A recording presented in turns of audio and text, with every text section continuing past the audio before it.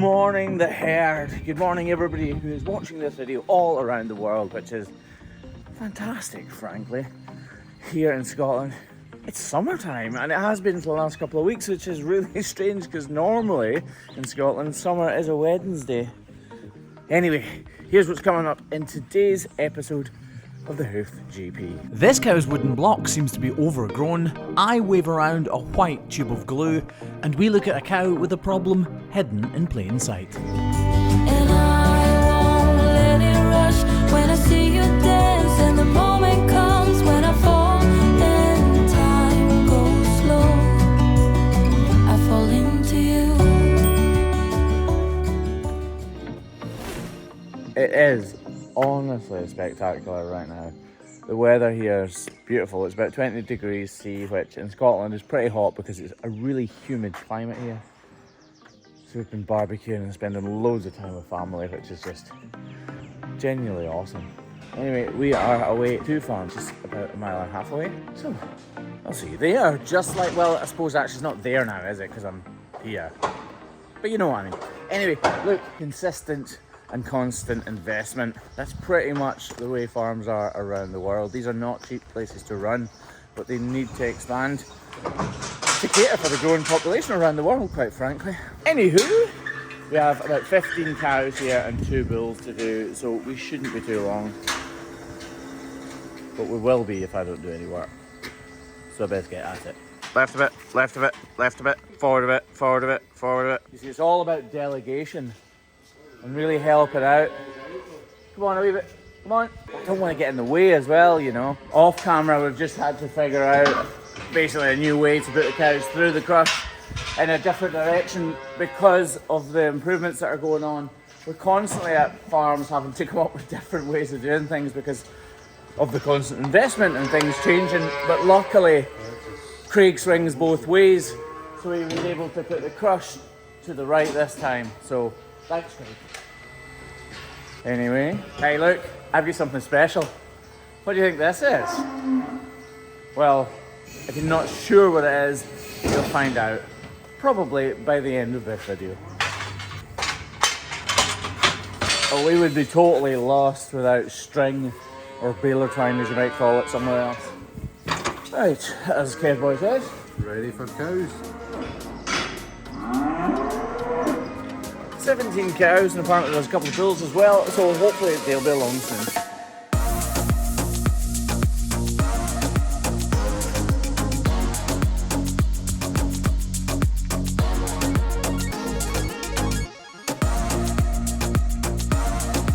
We're getting on really well, to be totally frank. One cow's needed a block, which wasn't actually lame, it was more of a... Do you need a block just to make you more comfortable? Yeah, you do. We'll put a block on. It's more of that than a real lameness issue. But this cow has been lame. I'm actually not sure in what way she's been lame, but she's definitely been lame because the farmer has put a block on to save her from any pain. But the block doesn't look quite right. So clearly there's been a problem here, one that I'm not quite sure exactly what it is, and the dairyman's applied this block. The only problem is this block is much, much larger than this outer claw. There's a real overhang here, meaning that she won't be walking on it properly. We didn't actually see her walking into the crush, but I can just about guarantee she's not walking well on that. So we need to trim up this block, which is probably a first for you guys. It may seem a strange thing to say, but we need to think of these blocks that we apply pretty much as cows' feet. If a cow's foot was so unlevel and elongated as this block was, then she would be seriously uncomfortable. We need to make sure that they are level and not beveling side to side or overhanging. Right, now that's done, we are going to just double check what the problem is. And the way we're going to do that is by feeling around the hoof and doing what they might call a search cut. Basically skimming off the top surface of the hoof. And I do mean skimming, not even a millimetre, not even half a millimetre, literally just enough to clean it off to see what the problem is or has been. Because I know this farm, I know that the dairyman, the guy who looks after these feet when I'm not here, is very good at hoof trimming. So I'm fairly confident that this will be well on the route to recovery, but I need to make sure there are no cracks or any problems that will make this problem reoccur. Turns out the whole of the claw was actually tipping in slightly, which is no use whatsoever, which is why I ended up doing more than I said I was just about to. It's looking pretty good though.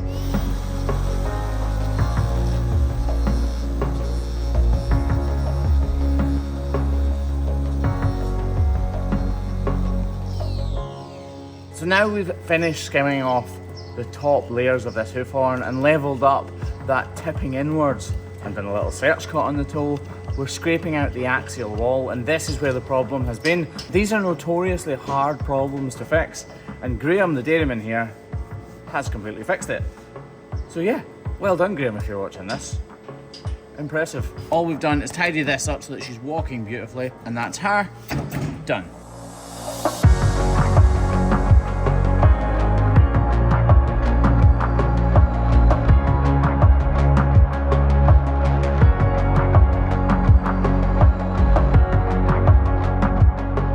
A few more cows, we're back to a cow that does definitely have a problem. See if you can see what it is. Let's give you a chance though. Here's a full 360 of the foot.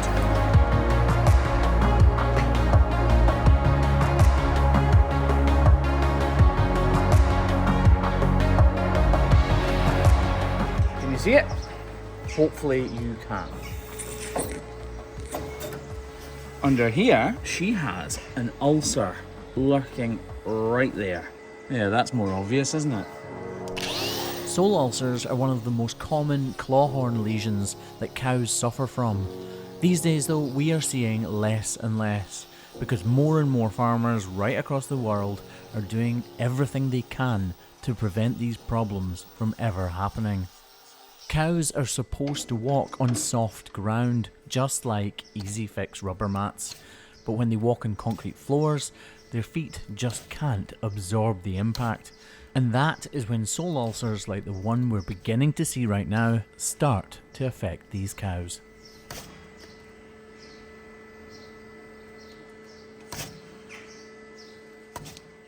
I need to trim as close to this ulcer as I possibly can without cutting into the raw tissue, which would cause her pain and actually impede the problem from ever healing.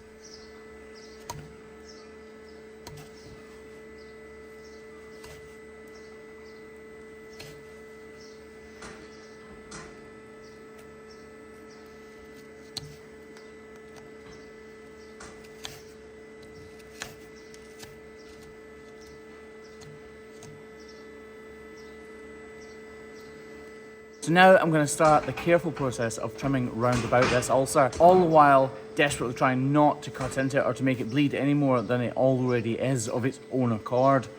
You can see me here using my fingers sometimes to even pull little pieces of hoof horn out of the way before snipping them off with a knife.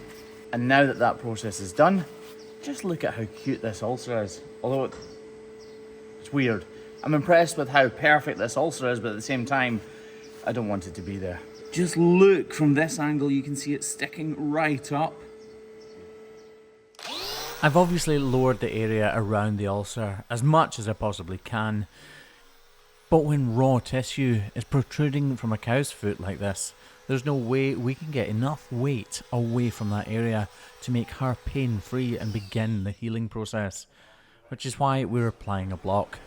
It must seem like we just apply blocks consistently and constantly all the time, but they really do make a massive difference to the comfort of these cows. That's right, it's green glue in that there tube. So I should probably explain that, shouldn't I? Clearly the green glue is not BoviBond. I decided to end the partnership with BoviBond a few months ago. I've still been using it because it genuinely is really good glue, there's no doubt about it. But for reasons I don't really want to go into, I felt it was best to end the partnership. They did want to continue and they were a great company to work with for the last few years, but I kind of wanted to do something else. And this is that something else. I've been working with a very special company to produce a new glue that sets harder, slightly faster, and is 100% predictable. It's the same every single time you put it on, which is exactly what I as a hoof trimmer want. It's not a revolution. This isn't like an entirely new product. Well, no, it is an entirely new product, but it's not an entirely new concept. It's still glue that glues on blocks, but it does it beautifully. It really, really does. It's just the same every single time, and it's taken quite a long time to get to that point. As Craig just finishes that off by spraying it with iodine, I'll explain a little more. So it's always been a dream of mine to create products in the Hoof GP name and the Graham Parker name, and to try and create them economically, but still make sure that they're the best they possibly can be. After months and months of development, this glue is there and it's pretty much ready to launch. The glue you've just seen me use actually isn't the right colour, believe it or not, because we're still using that up, but we do have a beautifully bright green glue coming soon. The label's all done, everything's done.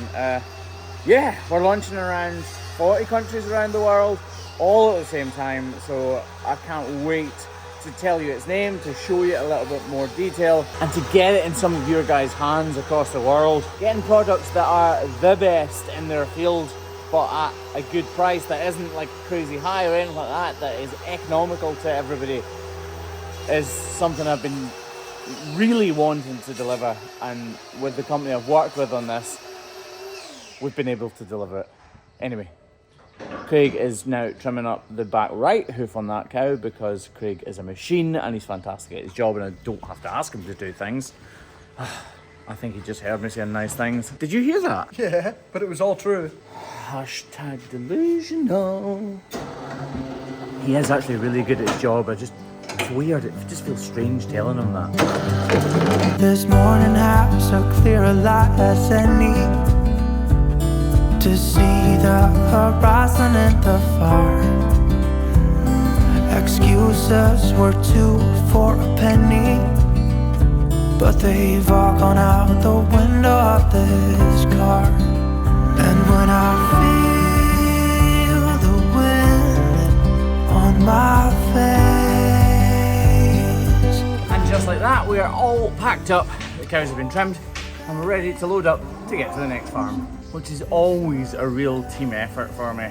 I really like to get involved and to help as much as I possibly can, because the crush is such a heavy item to move around. To ask the boys to move it around by themselves without me really helping would just be a selfish thing to do. And it's just not the kind of boss that I am. well, something's gotta give.